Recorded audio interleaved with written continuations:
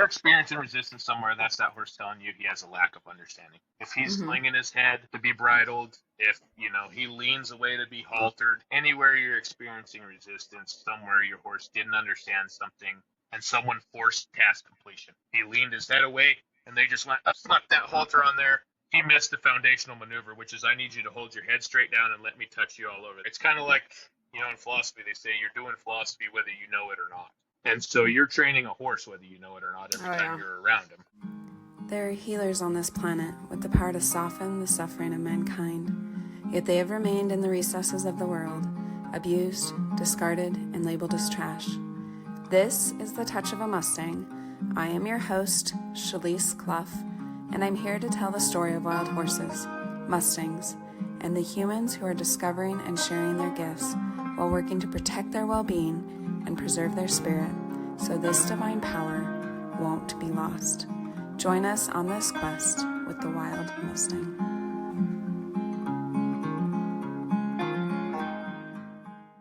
Thank you so much for being here today, Henry. And we are going to chat a lot about horses and Mustangs. So why don't we start with how you have been involved with horses, and that's been a pretty long story, even kind of back into your history. Yeah, well, thanks for having me. As long as I can remember, horses were really a part of my life. My dad was always involved in horse training or doing an agricultural job where horses were involved in some capacity. He trained horses for Harriet Peckham, who's in the Quarter Horse Hall of Fame, and had some pretty big clients as a horse trainer. And he ran ranches and feedlots. And so I had a really unique and cool childhood in which horses were just an everyday part of life. And my uncles and everyone I knew kind of had that same structure to it. And so I grew up with them just being really commonplace, and worked on ranches for my uncles in northern Arizona. Showed horses quite a bit when I was a kid and just had a lot of fun doing that. My dad always had a colt starting business, and so the family chore was starting colts for dad. Yeah. Were you the first rider? Were you the one he stuck on there? He's like, let's see how you do. Always.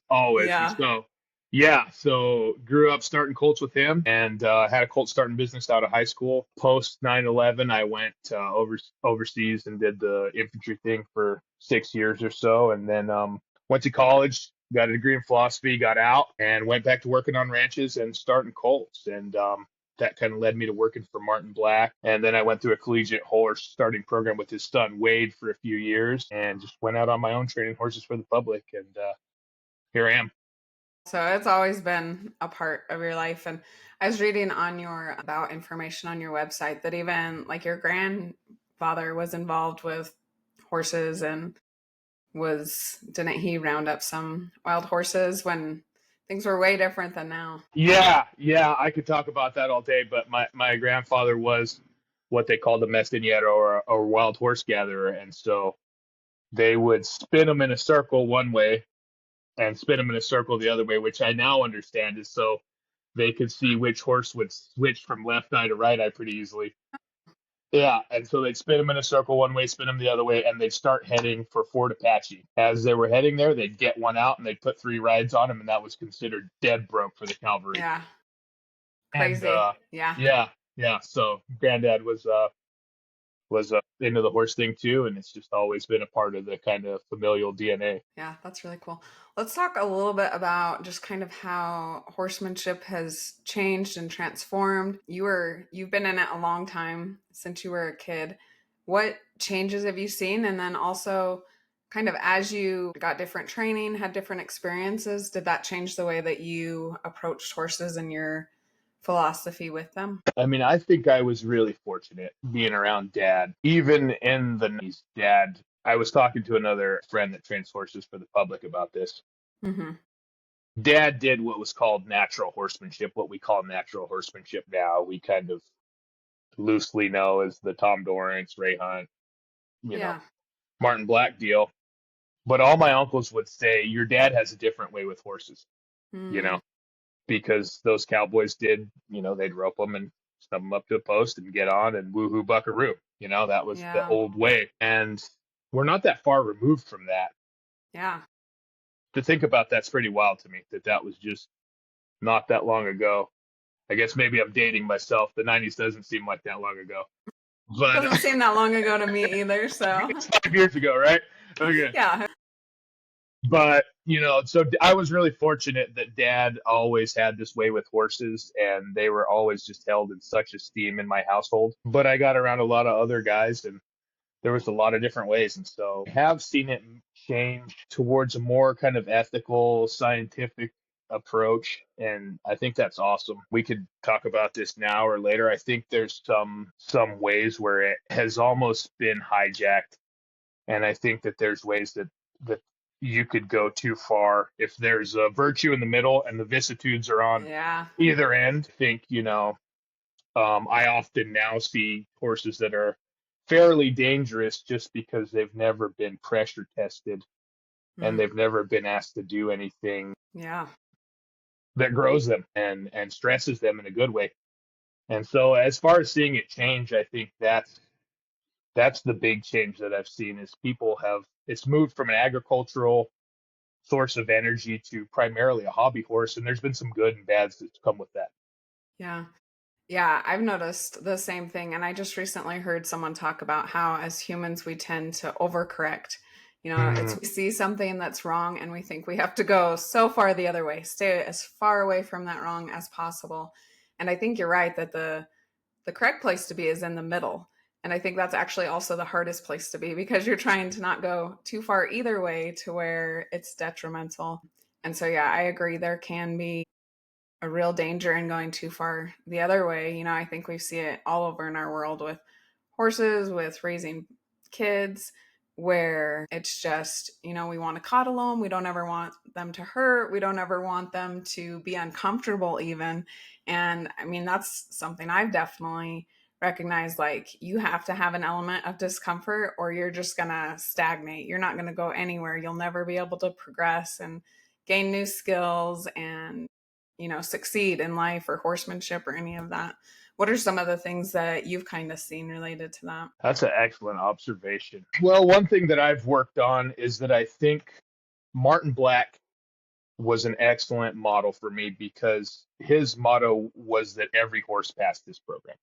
And I love that. And I think particularly dealing with Mustangs, you have to treat them that way. If we look at the show world, you take a subset of, let's just say Michael Phelps and Brittany Griner had a baby. All right. And then we'll see where this goes. And then we kidnapped that baby and we put him on a treadmill when he was 2. And if we blew him up, well, that's all right. Not everyone's going to make it in the NFL, NBA, etc. Yeah. And so Martin Black had and I'm not faulting the show world. I actually love to show horses. I think it's great. But Martin's motto was that every horse passed his program. And I think with Mustangs, that's kind of the way you have to treat them. Those are a bunch of individuals. They've been out on the range. They've bred mares. They've fought other stallions. They've been in bachelor herds. They've had babies and progeny. And so they've lived rich and full lives. And so I think it's just better rather than trying to force them in a certain role, a certain category to kind of meet them where they are. And I loved how Martin was able to do that. But within that, I think there should be industry standards. I think you as a psychologist would probably vouch for this. I think resentment is a really powerful emotion. And I don't want to have to do some really crazy technique to halter my horse. Yeah. Yeah. I don't think that the public wants that. I don't think it serves the public or the horse. Yeah. And so I just want, if a horse comes to me to be halter started, I want a first-time inexperienced horse owner, after 2 weeks at the most, to be able to walk up there and halter that horse. That's a good industry standard that I think any horse should be able to meet. So within that motto of where's the virtue in between the vicissitudes, I think there is industry standards that ultimately will serve the horse and the owner. And I think we need to stay true to those. And I think if you don't know how to get a horse there, that's okay. You should just be honest with yourself and figure out who you need to get around or what resources you need to divert to doing that, Yeah, that's probably the hardest thing with horses, right? Is they kind of bring out the places where we need to do work. But as most things in life, it's a lot easier to blame that on some external force or to blame it on the horse. This horse is difficult, rather than to kind of like look at our skill set, what we're doing, and see, okay, what do I need to do different? What I'm doing is not working. I can Absolutely. only control myself. I can't make this horse suddenly be something that's not. But it is a lot easier to just step out and just blame the horse. It was a difficult horse. Get rid of the horse, send it to a trainer, blame the breed, whatever it might be. Absolutely. Yeah, that's a great observation. That's so true. I was really fortunate. I was really lucky.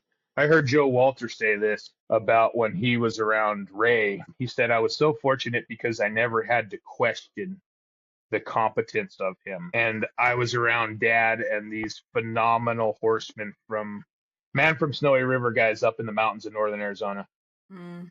And then I was around Martin and Wade and JR and ton of great horsemen. And I was so blessed that I never had to question their competence or that they knew what they were doing or what they were doing was right. Yeah. And so it's tricky. It's a tricky thing because we're all apprentices in a craft where no one becomes the master, Hemingway said, and that's the truth. Yeah. Did you, as you were growing up and learning about horses, did you see that difference? Did you realize like your dad was doing something different than, because for people who may or may not be familiar, there were some pretty intense methods used to quote unquote break a horse in a lot of circles where people were working with horses. Could you tell the difference? Did you see some of that variance where it's like, my dad does this and other people are doing things that are terrifying the horses to get them to do what they would like them to do? Yeah, absolutely. Absolutely. I really did. And I was always conscious of that from the time I was a kid on. Yeah. That and I think that was again where I was just so blessed and so fortunate. I didn't do anything to earn that. I won a won the lottery, I guess. And so I look at my life and see how it could have went a lot of different ways. Um, I did see quite a bit of that. I think that there's always the caricature of, the person that is like that, and those people certainly exist. It was a different world where it was an agricultural job, and a Right. lot of guys were just trying to get a job done and they didn't have skills. And Yeah. I'm not making excuses for them or anything like that. Maybe we could delve into this later, but eventually I studied moral psychology. And so I think that I could have an interesting conversation in the Yeah. kind of intersection of how to help people understand those things. But I did see that quite a bit when I was younger. But I think the thing that try to remind people quite a bit about now is that you can abuse a horse the other way too, Hmm. and you can create a really dangerous horse. And as we have shifted from agriculture to hobby horses, I see a lot of really dangerous horses frequently. So I think we have to be conscious of that now. Yeah. And maybe talk a little bit more about that. What are some of the philosophies out there that maybe are not serving the horse as well? And what impact does that have? Because I think, in all honesty, these horses are living in a human world. And so if they can't learn to function with humans, they are at the highest risk of any horses, to end up in a kill pen or rescue or whatnot. So, yeah, what are some of the things you've seen and how that's kind of played out, and maybe recommendations you have for people? It's a great question. I think it ultimately does go back to that feeling of resentment and fear. And those are not the experiences that I want people to have with horses. Yeah. And What those are what do you not, mean what do you mean by that? Like resentment and fear? well, I think so much of what we've done as cowboys and kind of horsemen is doing a job with a horse together. And Mm-hmm. there's something that really comes with that. It's kind of like a guy that doesn't speak English and you don't speak his language, but you guys live together. And so you go, Mm-hmm. we got to put a roof on that barn. And he's like, you go, barn. He's like, barn? Perfect. Little bit every day, we get Mm-hmm. more and more together. And pretty soon we have this awesome relationship. And so for me, there's a thing that I'm searching for in horsemanship. In the beginning of training that horse, I want to give him cues to kind of regulate his own nervous system, to come down from that sympathetic towards that parasympathetic nervous system, get dopamine and serotonin. And then that way, when he gets bothered, I don't need a bigger aid a bigger, whether it's a spur, a bit, a crop, I can actually give him what he wants, which is relief, dopamine and serotonin, and he'll seek those maneuvers. And so in the beginning of working with a horse, that's what I want him to get from me. And then I want him to eventually start to seek those cues on his own. And so that way, when that bull comes towards you, you can pick up the forequarters and spin your horse and lay your rope on him. And so you have what I've heard called dosis uno, 2 is 1. That for me is where I want a horse to be. What I think you can do going the other way is you can conceptualize, if I make a horse move his feet, I scared him and that's bad. And you can create a ticking time bomb. And as much as the owners frequently don't want to admit it, I think they're scared around their horses quite a bit. They can't lead them anywhere. They're dragging them around. They have a hard Yeah. time getting them in a trailer. They have a hard time doing basic industry standard tasks. Mm-hmm. And so I know if I went and I needed to put a leppy calf across my saddle and carry him home, and I hadn't worked with my horse enough to where I couldn't ride him with one hand and he wanted to run off back to the barn constantly, Yeah. I'd be resentful when I got home a little bit, right? Yeah. I'd go, we're not dosis uno. You're actually a Mm-hmm. sellout. I'm offering Yeah. you a good deal, Yeah. and I'm trying to get a good deal back from you, and you're just waiting to sell out and quit me. Mm. We don't have a partnership. We don't have a relationship. There's me making you do something. Mm. And so that's not the relationship I want people to have with their horses. And that's not the relationship that's ultimately going to serve the horse, who I'm really there for, because that resentment's going to build. You know, if you Yeah. had to pay what it costs to feed a horse and upkeep a horse and you couldn't lead him, you're telling me you're not going to come to resent him? Okay. You know, Yeah. so Yeah. for me, that kind of dosis uno, 2 is 1 relationship is what I want everyone to have with their horse. And I want the horse to have ultimately because it serves him. Yeah. And yeah, I just think that if you don't start there, if you start with it being this, instead, I'm sure what you experienced in psychology, holding tension, the ability to be assertive, not aggressive, all these things that you work through that are messy with horses, that you Mm-hmm. just have to be patient and have some emotional fitness and emotional resilience to work through. If you don't understand that that's what it's going to be, and your conceptualization from some pseudo celebrity has been that it's going to be all cosmic, then I think eventually it's going to become an unsafe situation for you and the horse. Yeah. Yeah, that's really interesting. And going kind of back to the psychological aspects, there's a quote a saying that I use a lot now, which is choose guilt over resentment. So by nature, I'm kind of a people pleaser. I want things to be okay. I want everyone to be happy, you know? And when you do that, it creates a lot of resentment. But it's interesting that you use that terminology for horses and that it can create resentment, because I think the other side of that is that people are feeling guilty. Like, I don't want to scare my horse. I don't want to hurt my horse. I don't want them to do something they don't want to do. And so I would almost say that it's a feeling that you are something you need to deal with internally, because there's some emotional attachment that is creating these interactions with your horse where, you know, just say you're coddling him too much so that he's not learning the things that he needs to be a safe, successful member of this world. And I think a lot of that would stem internally where, you know, you're relieving your feelings of guilt that are uncomfortable to have because you don't want to Mm. do something to the horse that you perceive in bad light. Like you kind of said, you move the horse's feet and it scares them. And that assumption is like, it's bad for us to be scared. It's bad for us to do things that are uncomfortable. And I think both for horses and for ourselves, like, no, those are the places where it's like we have to like go to those places in order to progress. Yeah, that's such a great observation. That absolutely, I have so much to say about this. I'll try to keep it succinct, but yeah, that's why through vaquero horsemanship we wear a tie. That's why we have silver bits and silver gear. To me, anyway, it's a proper amount of pride. It's not ego. It's I care about myself. I love myself enough not to let you harm me. Mm-hmm. And I Yeah. will offer you the best deal. I do this in my business. I will offer you the best deal I can offer you. I promise you I will make it as sweet as I can make it. I'll be as patient as I can, but do not mistake me for a fool. And I think that's You have to have that in any relationship with a horse or with a person. And I think it's actually a deeper love. It might be one of the Greek forms of love. I think what I try to tell that horse is this person, it's not their fault, but for whatever reason, they don't believe in themselves and they don't believe in you. Mm. And I Yeah. really believe in you. I really know what you're capable of. I know that one day you could pack a silver bridle and you could be in the middle of a branding pen with hooky cows and fires. And I know you're a flight animal in a human's world and you're afraid of everything. Yeah. But over the course of me working with you, I'm going to teach you to be brave.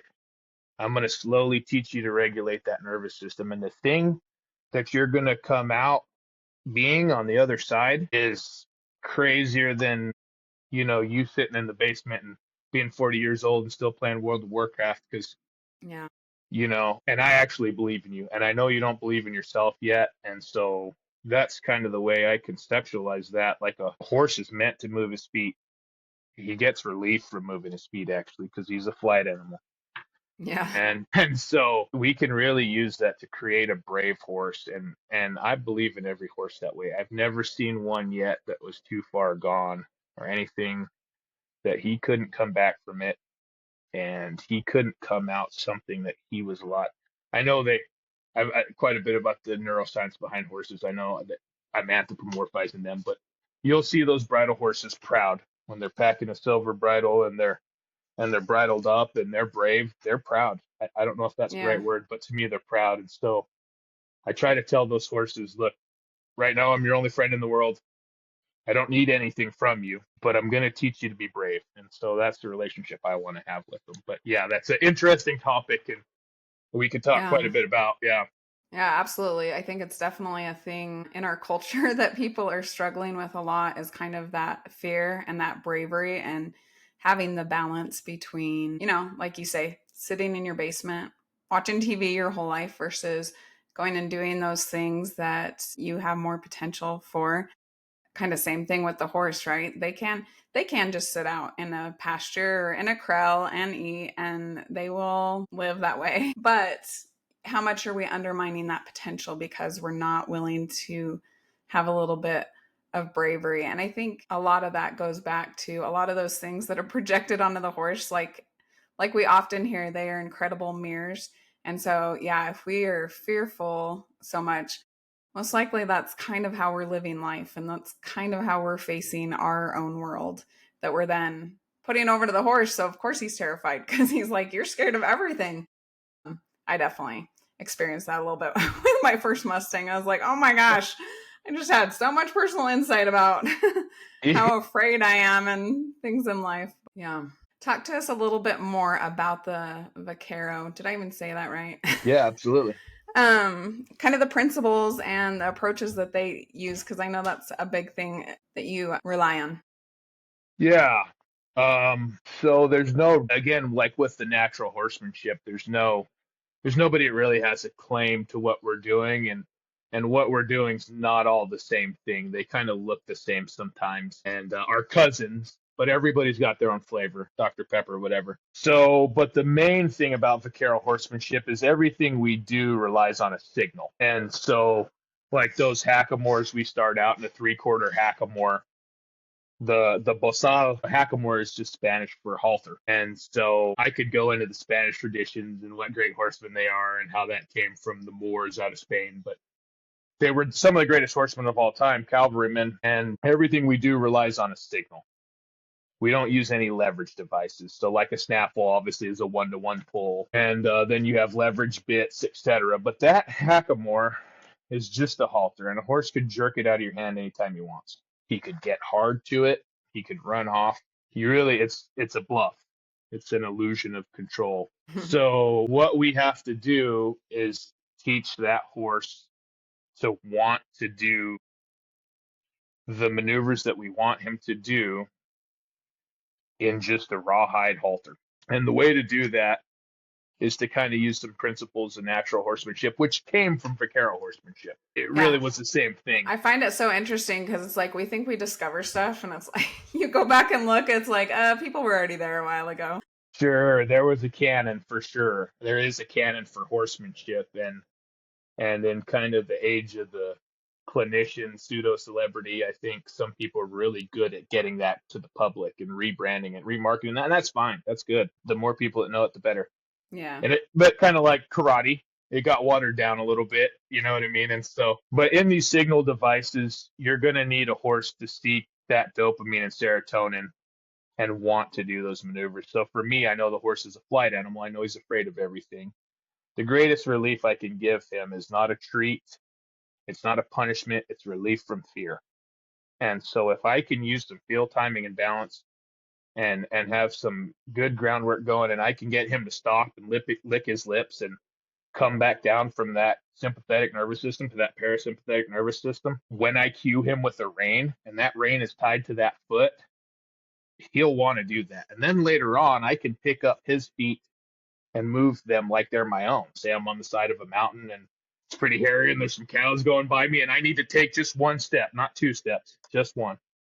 I can pick up his feet and move them like they're my own. And so the only way you can do that is by training their nervous system, because we just use this device as a signal.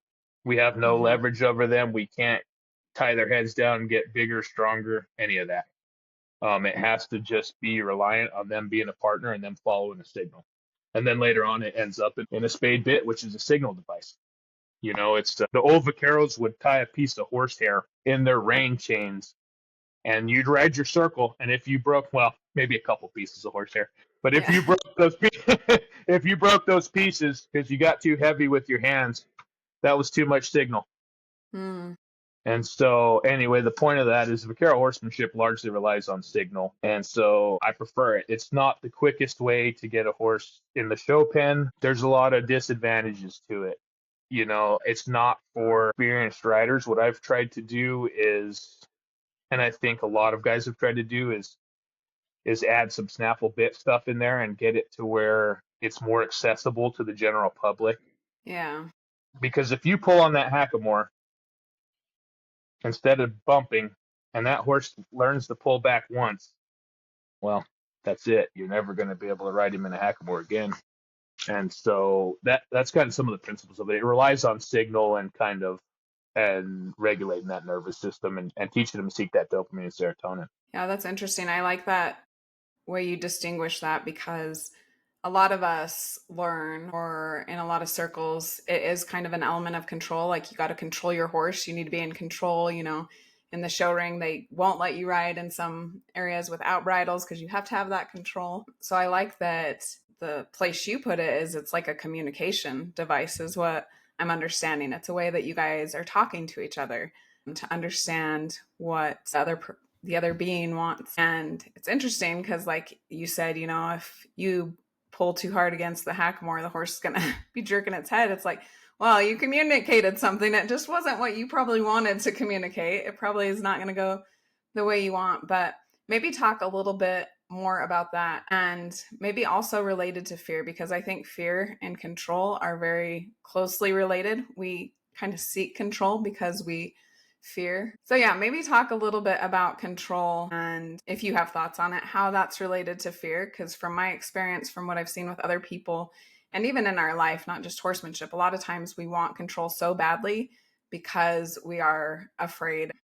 And we kind of see that with things that happen in the world, you know, with COVID and things where we're so fearful that it's like we need so much control to ensure something doesn't happen that we don't want to happen. When, I mean, let's be honest, the reality is stuff's gonna happen that we don't want to happen. We can't always control it. So do you have anything to add about those relationship between those two?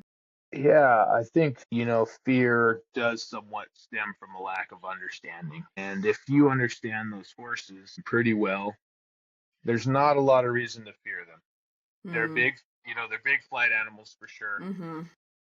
And they have, driving factors, what my old college professor called driving factors. They're a herbivore. They're going to seek comfort and companionship. They want to go. I think it's ultimately how you conceptualize that. And I think that's a little bit where some kind of clinicians have done the whole industry a disservice, is conceptualize it is a relationship, but not in a transactional way.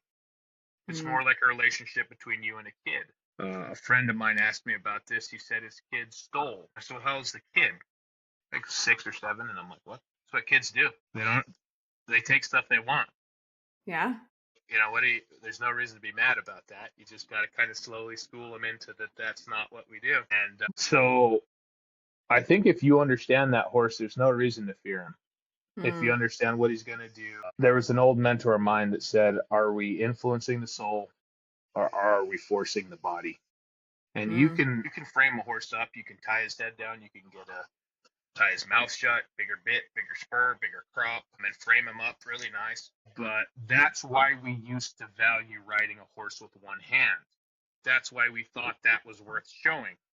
Because in the old vaquero tradition, in the old conquistador tradition, if you had a battle horse you could ride with one hand that was really with you, or rope a cow with the riata, that was worth showing off because that horse was really with you. And so I think a lot of those things with the fear, it comes from times that we wouldn't be truthful with ourselves and say, I'm afraid and I need some skills, I need some understanding, I need some conceptualization to do with this, to know what to do with this. There were so many times I've climbed on hundreds and hundreds of horses. I was afraid when I was a little guy with my dad.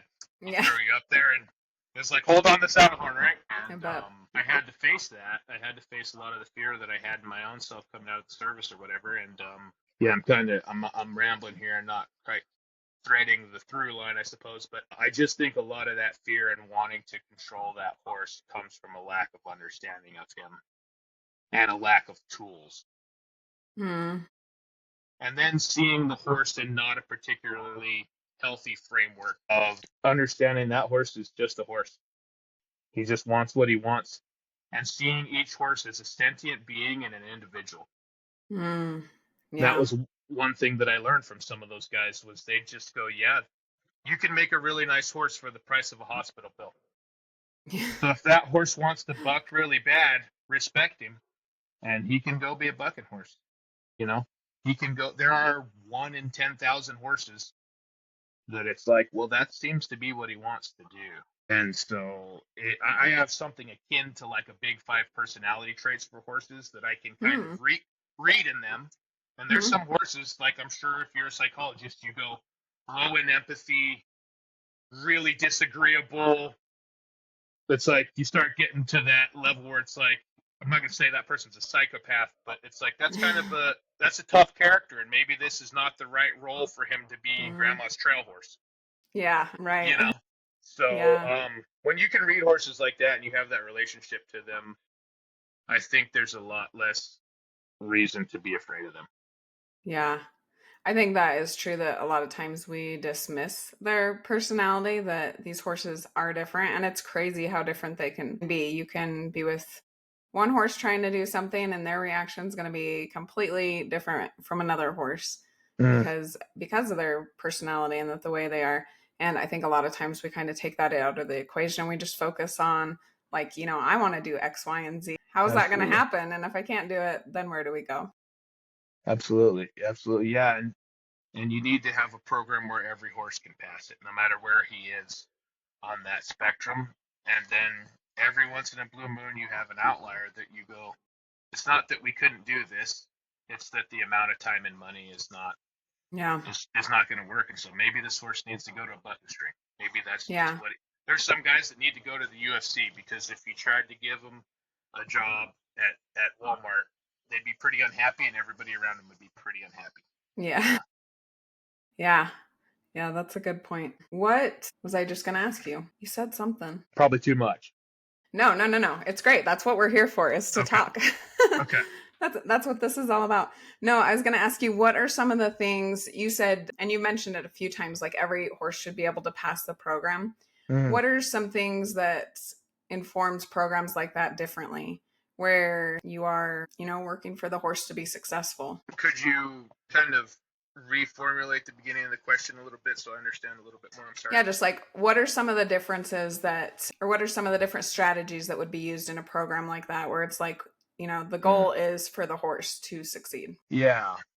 I think part of what I learned from Wade Black was having kind of measurable quantitative and qualitative goals for a horse. With horses, as you know, you have to meet them where they are every day. So if I go out and I want to work on my spins or my slides or my stops today, and my horse is throwing his head when I go to bridle him, I'm going to stop right there. And Wade would say task completion is a temperament and foundation.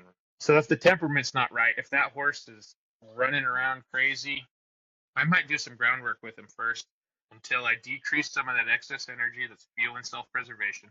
So then the temperament's right. I need some foundation. I need to be able to touch him all over his nose. I need to be able to touch him on his ears. I need to be able to touch him a few times with that bridle. I need to be able to stick my finger in his mouth and have him break his jaw, get some dopamine and serotonin, and me give him relief. When I've got the temperament right, he has the foundation, the task completion will come.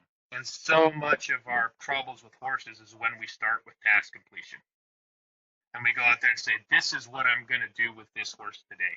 This is where he's at, and this is what I'm going to do. And there's no communication, and there's no checking in where the horse is in his understanding and conceptualization. So I want to have a program that's structured like that. That being said, we need some goals. Yeah. It's that balance. It's that balance. It's the tricky part of life.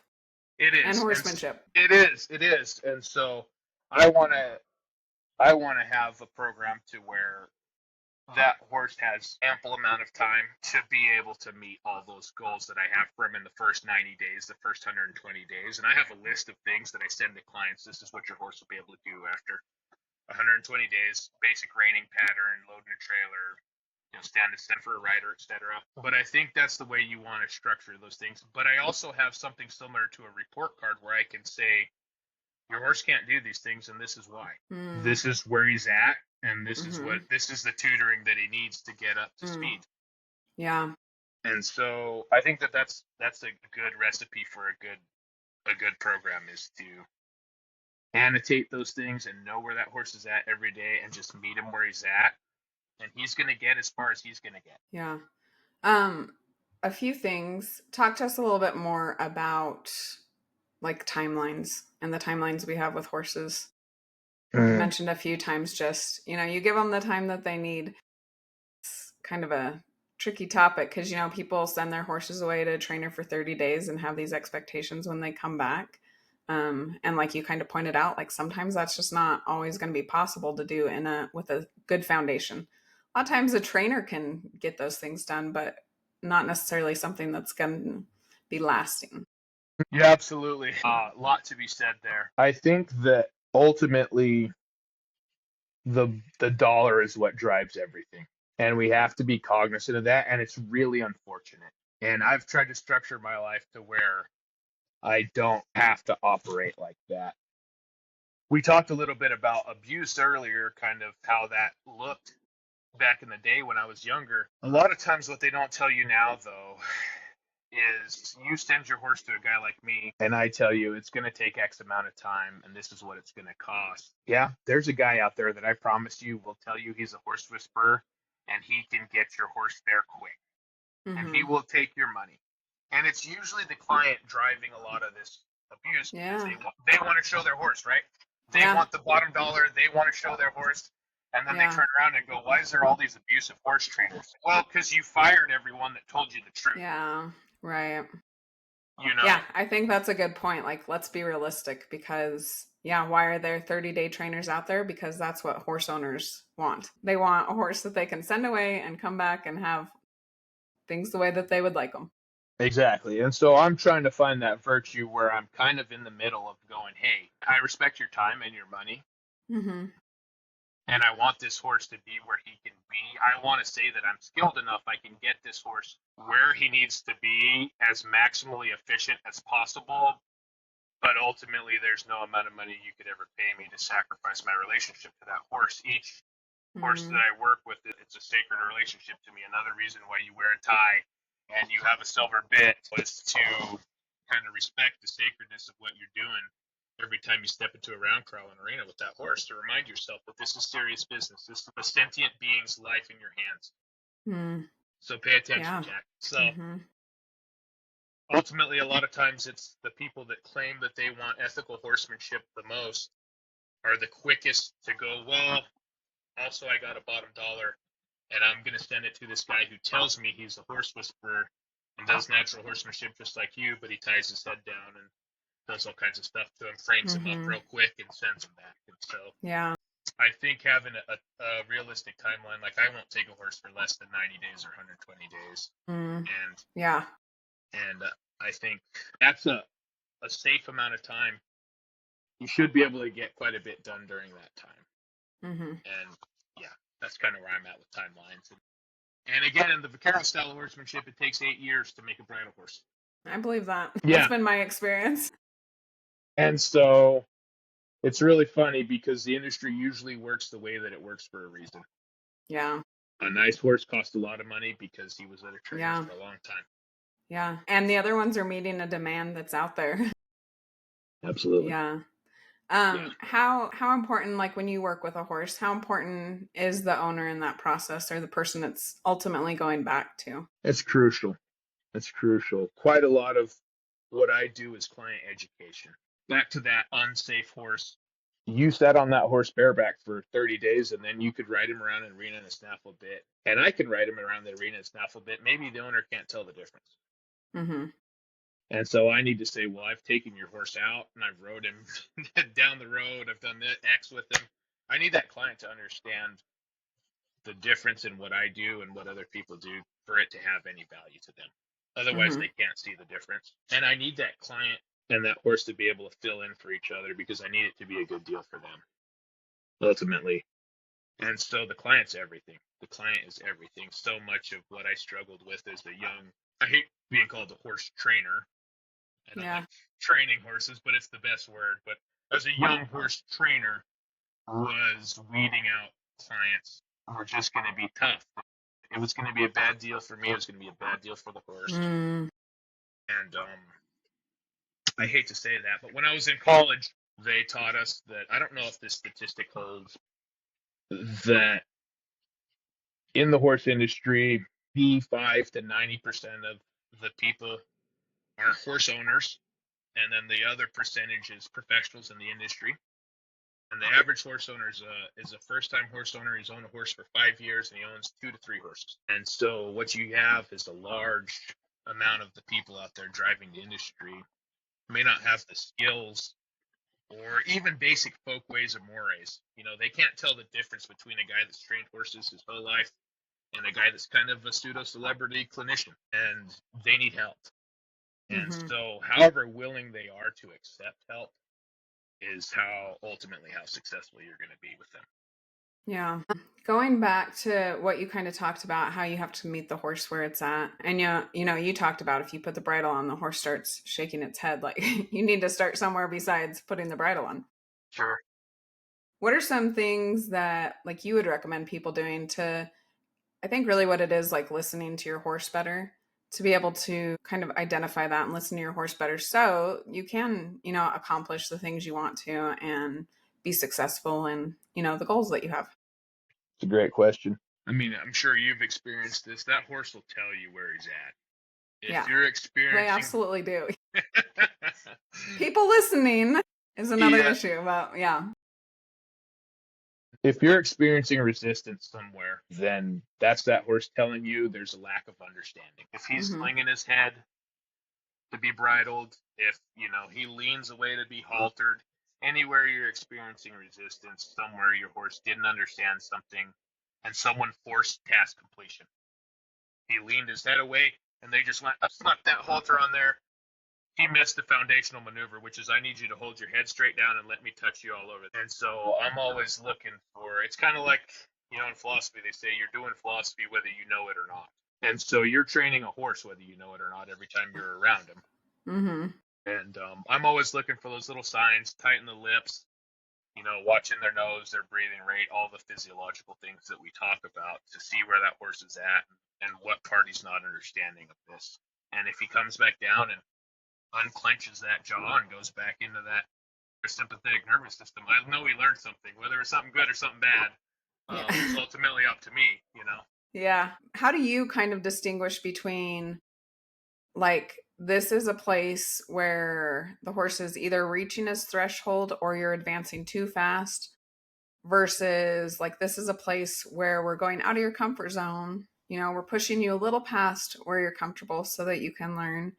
How do you find that balance between not being too soft, not being too hard, kind of finding that middle place where it's like a good place for the horse to be learning and to be gaining that understanding? Wade would say there's the science, the art, and the business. Mm-hmm. You need all three of those things. Yeah. And so that's the art. That's the art of horsemanship for sure. And you got to just thousands of horses, and you have to get around the right people. Yeah. Martin Black could get done in 3 days what I could get done in a month. Mm-hmm. Because his ability to read that horse and his field timing and balance was so impeccable. He knew when they were right at the top, getting close to that sympathetic nervous system, and there was quite a bit of stress going on there. Yeah. And then he'd drop them back down, give them some understanding. They'd lick their lips and kind of program that. And realize they're okay. I survived. Yep. And then he'd take them back up, back down, and he'd do it so well that it was art, and it's the art that I practice every day. Yeah. And there's some guys that are really, really, really good at it. So that's kind of an abstract answer, but yeah, I'm always watching for those physiological signs. Obviously, I'm making sure there's plenty of dwell time, making sure I see them lick their lips, and what we call lick their lips, which is really just they clench their jaw, get that dopamine, serotonin, come back down towards that parasympathetic nervous system. But I'm always watching all of that. You almost can't go slow enough sometimes. Yeah. That doesn't mean not stress them, but that means wait for dwell time long enough. Yeah. Whatever it took you, like if it took you 30 seconds of just holding tension with your flag, I'd triple that. I'd wait a minute and 30 seconds. I'd wait 2 minutes, 5 minutes maybe for them to lick their lips. I'd be surprised. I've never been surprised how many times they might go and lick their lips again. And they might do that 2-3 times if you'll wait long enough. I've waited a long time, and it seems like you're going slow then, but it's actually maximally efficient. Because if I'll school a horse that way, and it'll take me 5 minutes to get some basic task done, putting a halter on him, when I go to put it on him tomorrow, he'll really have it. Versus I had to school on him tomorrow and the next day. And eventually he gets it. But so you just about can't wait on him long enough. Yeah. If any of that helps. Yeah, no, I think it does a lot. One, there is no replacement for time and being willing to learn from the horse. I think something, if you're going to succeed with your horse, you definitely have to have. And then I think the other piece is it's really tricky because we live in this world that's like, go, go, go, do, and when you enter the world with horses, it's almost the opposite, like stop, wait, slow down, like you said, more than you think you should be slowing down. So that's really interesting. I think it's good principles to be mindful of when you're working with the horse, that, our world is much different than theirs. So we're going in from a very different perspective. Yeah, absolutely. That's a great observation. Yeah, it's the best feeling to just be in a round crowd with one and shut out the world. And it really can be art to you. Yeah. If you just try to make it the best experience you can for the horse and the best experience you can for yourself. And that's where I think the message of that it is a relationship is true. Yeah. And some of that got lost when people thought it meant there was a transactional relationship. Like if I do this, you'll do that type deal. The horse doesn't understand that at all. But it's a different kind of relationship. But you're right. It's the most mindful. It's a deep pool. The deeper you go, the deeper it gets. I don't know that there's a bottom to it, and I don't know where I'm at, but it's cool. Yeah. Well, and I like that you refer to it as the art of horsemanship, because when we think of art, you're going off how things feel and creating, what feels right. And I think, some of that goes back to our intuition. If we'll like slow down enough to like listen and observe and then kind of see what we're getting, how to react, then yeah, that's cool. I like that imagery, that it's an art. Yeah, thank you. Yeah, I read Rick Rubin's book, and it really influenced me. And I think there has to be a sense of play, for sure. It has to be a playful relationship. And it has to be something you're not doing for the consumer. You don't make art with the consumer in mind. You make art for the sake of making art. And so Yeah. hopefully the consumers turned on to that later and they like the product you've made. But that's what it is. It's a little piece of art, each horse. Yeah. I love that you added play in there, because how often are we like, we go out to be with our horse, it's something we enjoy, and then we're like, I'm going to go on a ride today, and it doesn't work out. And so it turns into something that's not fun and not enjoyable for anyone in the thing. Where here, most people that have horses, it's because they really love them and there's something that just draws them to them, but how easily we can lose that if we're too focused on our goals. That's a great observation. Yep, 100%. Yeah, so let's talk about Mustangs. How did you become involved with Mustangs, and what are some of your experiences there, and what are you doing now with that? Yeah, so I've worked with quite a few over the years, but I'd never taken one from the beginning. Mm-hmm. So I was relatively confident going into this, thinking, how many ranch horses have I halter started? Yeah. They've been turned out on a ranch for 3 years with the broodmare band. How different could it be? Right. Pretty different. Yeah. Pretty different. Yeah. So I had originally kind of wanted to do this Mustang nonprofit myself, but I was trying to make a living schooling horses for the public. And so a mutual friend put me in contact with a friend of hers there. And so she said she was going to start a nonprofit and that I might be a good fit. I was pretty skeptical. As a horse trainer, it's not always beneficial to go put all your eggs in one basket with a client, and then you're kind of at the mercy of their whims. Yeah. So I thought, thanks, but no thanks. But this mutual friend told me, well, this lady is kind of a really cool lady. She works in marketing for the Walt Disney Company, and she listens. She's a really smart lady and a great leader, and she listens and will take feedback. And so I thought, well, it's okay. So we kind of started emailing, and I thought, well, I'll just be useful to her because it's a good thing to be useful. Mm-hmm. And I thought I'll make myself as useful to her as I can. I'll kind of answer her emails. But as I did, I just became more and more sympathetic to what she was trying to do in kind of this sometimes callous transactional world. Thought, this is really cool that this lady's doing this, and I want to help her as much as possible. So I thought, I think I might take the job. And she came out. Our two board members, Lorianne and Sumi, came out to see me here in Eastern Oregon, and I was just so impressed with both of them. Lorianne was just this kind of super light, full, funny, pithy woman. To know her is to love her. She's like an alchemist. She turns everything into light and fun. Sense of humor was super sharp, and she just tied me up like a pretzel so quick I couldn't joke back with her. I was. And then Sumi Chang, who's our founder, was just this incredible woman. I'd never felt more seen by a person. I wasn't sure how. It was kind of like being with a horse. One of the things that I had struggled with in the business part of this horse schooling or horse training was that I would offer people the best deal I could offer them. And a lot of times they would mistake that, and they would take that for granted. And then later on they go, oh, wow, you're really offering me a good deal, weren't you? I go, yeah, sorry. And I could tell right away she understood that about me. So here they were in Eastern Oregon, one lady from Los Angeles, the other from Oklahoma, and they're like out here to see if I'm the guy. You know, and they kind of had this look like, we're doing this with or without you. Yeah. And I just felt so moved and compelled to come work for them, and kind of what you and I talked about. I know a lot of insider baseball from being in the horse industry for a long time and kind of have a good feel for how things work, I think. And I just felt overwhelmed to help them in this cause. So, yeah, I decided I'm going to go partner with the American Mustang Project and start helping them hopefully do something about this Mustang situation. Yeah. And so tell us a little bit more about that organization and what they're working towards and how they're doing that. Yeah. So our founder is I think she's a really special person, this kind of really visionary person. And so I don't have all the details of where it's going to go. Ultimately, I don't want to speak for them.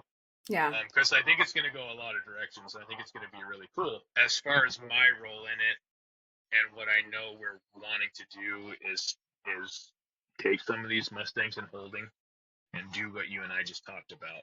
What we do in the Great Basin is we're not always known for being Grand Prix dressage riders. We're not known for a lot of things, but what we're known for, Buck Brannaman, Martin Black, Joe Walter, Brian Newport, Ray Hunt, Tom Dorrance, is putting a really good foundation on a horse. A really good 120 days. We do it as good as anybody in the world, I believe. Mm-hmm.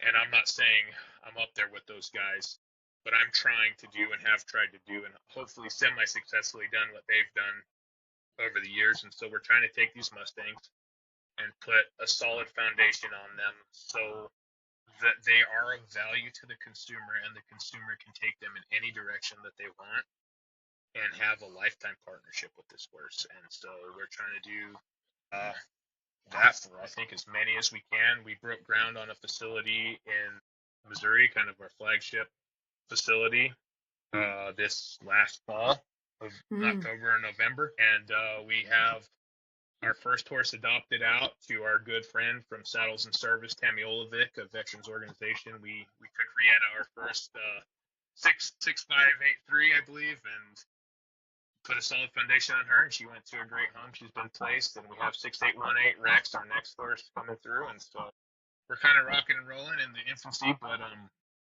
really excited to see where it goes. Yeah, that is cool. I think it's so important to realize when we can do that for the horses, that's when they start to have value in our world, because, you know, like we all know, there are so many of them, and of course they're beautiful in the wild, but we also live in reality where that's, you know, everything's not always ideal. So yeah, being able for these horses to have that foundation where someone will value them and take them into their home and enjoy life with them is just a really cool, really beautiful thing. So what differences have you seen since you've been working with Mustangs between the domestic horses and even the free roaming ranch horses? Those are kind of paltry things. I'm not the best speaker. I'm a little bit of an introvert, so I'm a better writer. There really is something I saw in one of your posts, and I commented on it a while back, that there's nothing quite like that feeling with those Mustangs when they turn that corner and start to want to get with you and want to be with you. I don't know if you're familiar with Tom Hagwood. I don't want to speak on Tom's behalf, and I don't know enough about him to really speak super broadly. Tom, I know, won some stuff in the reined cow horse for the reining and was really good in the show world. But now, for the last, I don't know how long, 30 years maybe, he's done nothing but Mustangs. Really? I have not even heard his name before. Yeah, a lot of people haven't. He's not a big self-promoter kind of clinic guy. He's just kind of does his thing with training horses. And but I always wondered, why didn't Tom continue in the reined cow horse? Yeah. I wasn't really sure. And when I did Rieta, the first Mustang, I understood. Yeah. I understood. Yeah. And, so it's just been different. They take a lot of dwell time. They're pretty high in self-preservation initially. But yeah, when they do turn that corner, it's a different feeling. I'm sure as you've experienced. Yeah. Yeah. No, I mean, I agree. It's hard to explain what exactly happens with them. I'm like, I don't know if I even know. Like, why I was just around this horse and now I feel differently. I'm not sure what happened, but yeah, they are very cool. As we wrap up, why don't you tell people where they can find you, all that good stuff. Yeah, so I have my website, Henry Merrill Horsemanship, and I'm the Henry Merrill on Instagram, because apparently there's a lot of other Henry Merrills out there. I couldn't just get you got to get nice. And then you can find the American Mustang Project online at their website. They have Instagram as well. To end with, is there a horse that stands out in your life or a lesson that you've learned from your work and time with horses that has kind of been significant or changing for you? I think right now, definitely the first Mustang we had, Rieta, reminded me. I had come from that natural horsemanship background and had been in the show world and kind of got in the habit of wondering how quick I could get a horse there, and she just reminded me so much to slow down, and that she is a sentient being with her own experiences and her whole own internal world. And I'm really grateful for that. I'm really grateful for her for that. She'll always hold a special place in my heart for kind of bringing me back to my roots. Mustangs are pretty awesome. Thank you so much for being here. I think the work that you're doing is incredible, and I'm so glad we won you over to the Mustang world. I'm glad those ladies were pretty persistent in getting you to yeah, getting you in here. So I think that's exactly what it needs, is just people who are really wanting to learn and do things the right way, and then to share that with other people and to benefit the world around us through that. And so thank you so much for coming on here. I thought our discussion was great. So many cool ideas that you shared and approaches that you take with the horses. And I appreciate that. But thank you so much for having me, and thank you for everything you do, and yeah, being a part of this collectively, being a part of this bigger solution to this situation. So thank you so much. Really enjoyed it. Thank you for joining us and learning about horses that heal and the humans who help them. We hope you'll continue with us on this journey. We'd love for you to subscribe on your favorite platform and follow The Touch of a Mustang on any of the major social media outlets. Please share with your friends, anyone who loves horses, or anyone who might be struggling and could benefit from this message. If you have felt the healing power of horses or help them in their divinely appointed mission, please reach out. We want to hear your story. As we say goodbye, always remember that the horse is always there to help you heal.